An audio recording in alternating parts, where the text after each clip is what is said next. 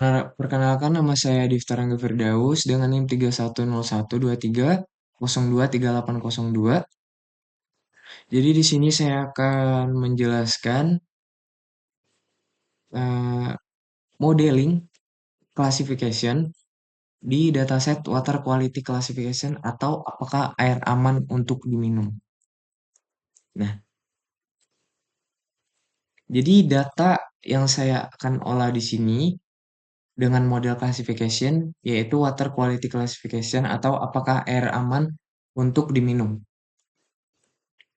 Next, konteks and perspektif. Angga adalah seorang kepala bagian lingkungan di Kabupaten XYZ yang bertanggung jawab untuk memastikan akses masyarakat terhadap air bersih. Ia khawatir bahwa tingkat kontaminasi air yang tinggi dapat membahayakan kesehatan masyarakat, terutama di desa-desa terpencil saat ini. Sulit untuk menentukan apakah air dari berbagai sumber di kabupaten tersebut aman untuk dikonsumsi tanpa melalui pengujian laboratorium yang memakan waktu dan biaya besar. Angga merasa bahwa dengan memanfaatkan data kualitas air, seperti tingkat pH, kandungan organik, konduktivitas, dan parameter lainnya, dapat dilakukan prediksi apakah air layak dikonsumsi atau dikonsumsi yaitu potable, dan tidak dapat dikonsumsi yaitu not potable, dengan menerapkan teknik data mining seperti klasifikasi. Angga percaya bahwa dapat ditemukan pola yang relevan untuk memperkirakan keamanan air secara lebih cepat dan efisien. Informasi ini akan digunakan untuk menyusun program intervensi seperti menyediakan alat penjernih air atau melibatkan masyarakat dalam pengelolaan sumber air yang lebih baik. Kita naik ke business understanding. Tujuan Angga adalah membangun model klasifikasi untuk memprediksi apakah air layak dikonsumsi, yaitu potable yang bernilai 1, atau tidak dapat dikonsumsi not potable yang bernilai 0. Berdasarkan parameter kualitas air seperti pH, konduktivitas, kadar organik, dan parameter lainnya. Model ini memanfaatkan teknik data mining untuk menemukan pola dari data yang tersedia. Hasil prediksi ini diharapkan membantu pemerintah daerah dan masyarakat mengidentifikasi sumber air yang tidak aman secara cepat sehingga intervensi seperti penyediaan alat penjernih atau peningkatan pengolahan sumber air dapat dilakukan. Dengan demikian, program ini diharapkan dapat meningkatkan kualitas hidup masyarakat melalui akses yang lebih baik terhadap air bersih. Kita next ke data understanding. Data understanding atau attribute description, ada village, lokasi atau desa tempat sampel air diambil, terus pH, tingkat keasaman air, hardness, kapasitas air untuk membentuk endapan sabun, terus solids, total zat terlarut dalam air, terus chloromines, jumlah kloromin, sulfat, jumlah sulfat terlarut, terus conductivity, konduktivitas listrik air, organik karbon, jumlah karbon organik, trihalometanes, jumlah trihalometanes, turbidity, tingkat kekeruhan air. Terus kita ke data understanding, label description, yaitu label di sini ada potability, status kelayakan air untuk dikonsumsi manusia, tipe data binomial, potable atau not potable, yaitu potable yang bernilai 1, air layak dikonsumsi manusia, not potable bernilai 0, air tidak layak dikonsumsi oleh manusia. Data preparation, di sini tidak ada missing value. Terus kita ke modeling atau desain. Nah, di sini kita akan masuk ke rapid miner. Di sini kita cari operator yang bernama rate excel.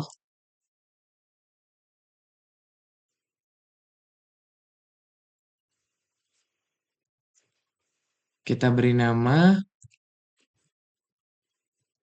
water quality.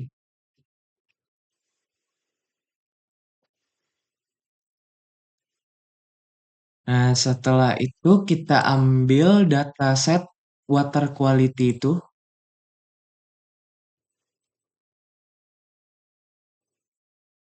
Dataset training. Nah, data set training ini adalah data set kualitas air yang lama, air yang dapat diminum yang lama.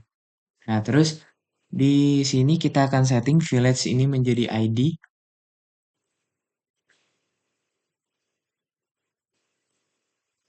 Terus potability kita setting ke binominal karena di sini kita di potability ini kita tahu yang mana air itu layak diminum dan tidak layak diminum. Finish, terus kita set role, kita cari di operator.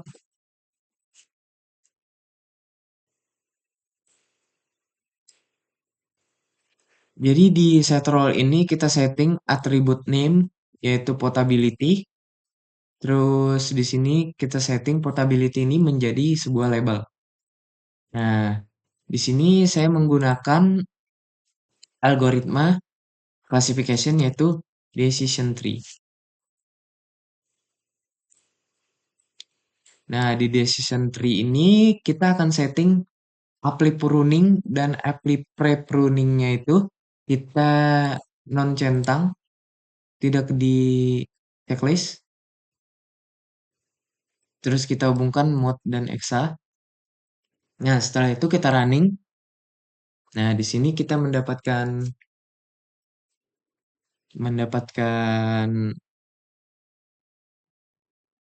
labelnya yaitu potability. Kita setting labelnya.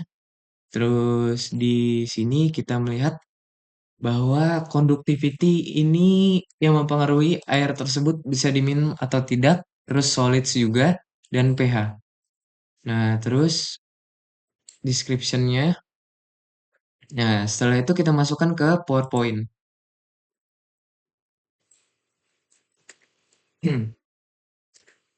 Ini. Nah, setelah itu kita ke tahap testing. Nah, jadi yang dataset ini tadi kita save dulu ya kawan-kawan. Di sini kita set di nomor 28. 28 puas classification water quality training.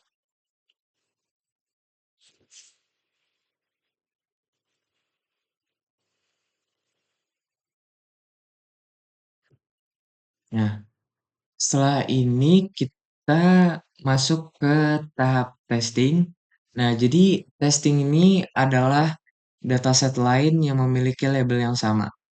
Jadi kita menguji hasil model kita tadi ke dataset yang lain yang memiliki label yang sama. Nah, jadi setelah kita memberi nama testing water quality, kita ambil di sini data yang hendak data testing. Terus kita role-nya kita setting menjadi ID. Terus di sini potability-nya kita setting menjadi binominal. Setelah itu kita set role, kita ambil operator set role. Nah, di set role ini masih sama, potability yang menjadi label. Nah, setelah itu kita cari operator yang bernama Every model. Jadi, exa-nya kita hubungkan ke UNL, terus decision tree-nya kita hubungkan ke mode. Nah, setelah itu kita cari operator performance.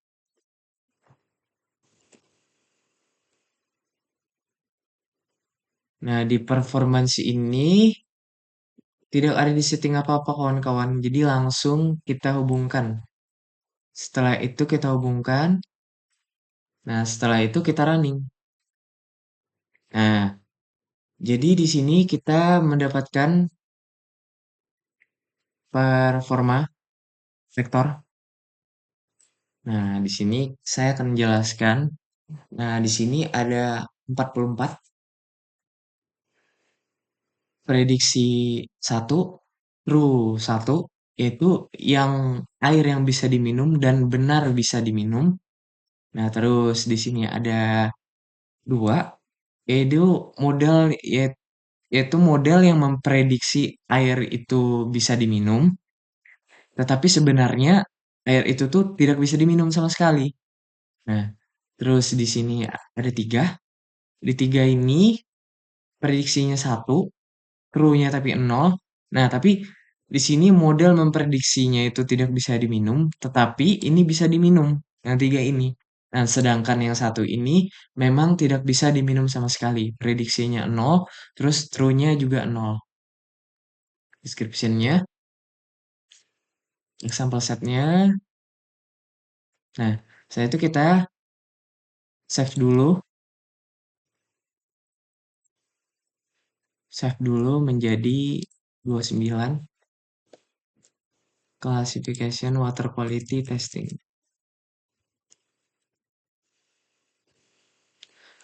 Nah, setelah itu kita masukkan ke PowerPoint kita. Ini modeling risetnya. Evaluation result confusion metricnya. Akurasinya 90%. Nah, di mana akurasi itu harus di atas 80% agar kita masuk ke tahap scoring. Nah, jadi kita masuk ke dataset scoring atau deployment. Jadi dataset scoring ini adalah dataset air minum yang baru atau yang belum pernah diprediksi, belum ada potable, belum ada yang bisa diminum atau yang tidak bisa diminumnya. Nah, kita masuk ke rapid miner. Nah, jadi di sini operator yang kita hilangkan ada performance dan set roll. Nah, kenapa set roll dihilangkan? Karena di sini kita mengolah data scoring. Data scoring ini tidak memiliki label. Dataset yang baru tidak memiliki label. Jadi di sini kita hanya setting village-nya menjadi ID. Terus nah ini tidak ada potability-nya. Finish. Terus setelah itu mode-nya kita hubungkan. Jadi settingan training ini masih sama seperti yang baru. Masih sama yang seperti yang tadi saat kita praktek di tahap training. Kita ubah dulu scoring testingnya menjadi scoring. Setelah itu kita running. Nah, jadi penyebab air itu bisa diminum atau tidak bisa diminumnya itu ada conductivity, solids, dan pH. Masih sama seperti yang sama. Yang training yang training tadi. Terus di example setnya ada satu daerah yang memang tidak bisa diminum, yang tidak bisa diminum dan benar itu tidak bisa diminum. Nah, setelah itu kita save.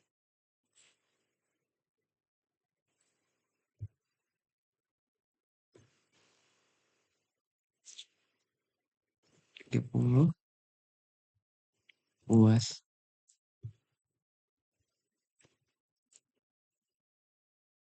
water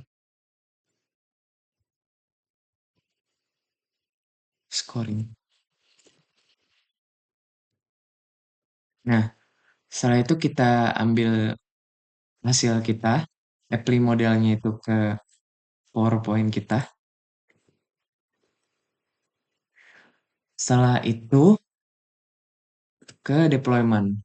Deployment mengintegrasikan model dengan sistem informasi pengelolaan air untuk memprediksi potabilitas air secara otomatis, menambahkan data kualitas air baru secara berkala untuk meningkatkan akurasi model, melatih ulang model dengan data tambahan untuk mempertahankan kinerjanya, terus melakukan evaluasi berkala terhadap prediksi model dan menyesuaikan parameter jika diperlukan. Terima kasih, selamat malam, selamat pagi, dan selamat siang. Terima kasih.